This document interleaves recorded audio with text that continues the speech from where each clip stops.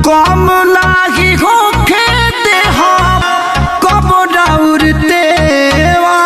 तो जी हाँ दोस्तों, आप लोग देख सकते हैं खेसारी लाल यादव और यामिनी सिंह ये बर्फ़ में मस्ती करते हुए रील्स वीडियो काफ़ी तेज़ी से वायरल हो रहा है। और इस वीडियो में यामिनी सिंह जी ने इसे अपने आईडी से शेयर किया है और इसमें उन्होंने खेसारी लाल यादव और अपने नए गाने दढ़िया बढ़िया ला देला इस गाने को सेट किया है और इसी गाने पर ये रील्स वीडियो लाया थे, शेयर किया है। जो कि देख सकते हैं खेसारी लाल यादव यामिनी सिंह बर्फ़ में लंदन में है अभी दोनों लोग और अपनी नई फिल्म प्यार के बंधन फिल्म की शूटिंग कर रहे हैं।